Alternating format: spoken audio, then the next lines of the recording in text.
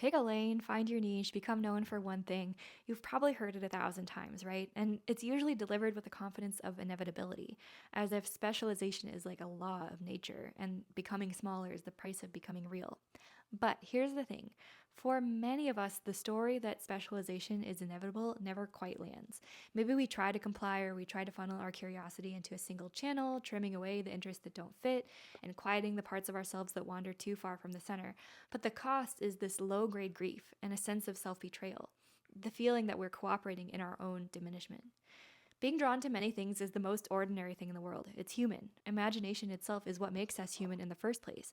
But capitalism prefers clarity over complexity, and specialization makes people easier to place, easier to evaluate, and easier to extract value from.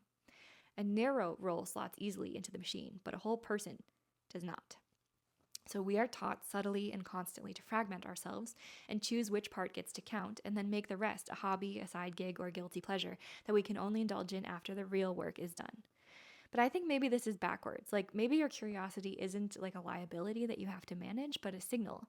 And maybe the pull towards many domains is an orientation. So I think about it this way. In an age where the execution itself can be automated and accelerated and outsourced, the real constraint is no longer what we can technically produce. It's actually what we can imagine. And imagination thrives in overlap. Imagination thrives in people who read, who listen, who follow strange leads and refuse to confine themselves to one path.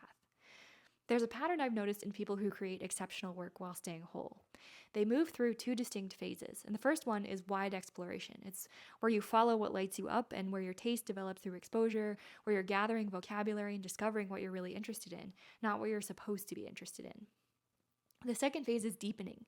So it's not about choosing one thing, but learning how to hold multiple threads without fragmenting yourself.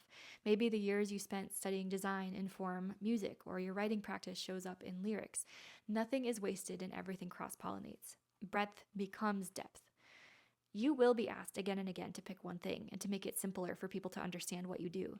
But there is a kind of integrity in refusing to collapse your inner world just to be understood more quickly. There's a loyalty to your own nature that doesn't always pay off immediately, but pays off eventually in aliveness, in the texture of your work, and in the connections you're able to make that other people miss.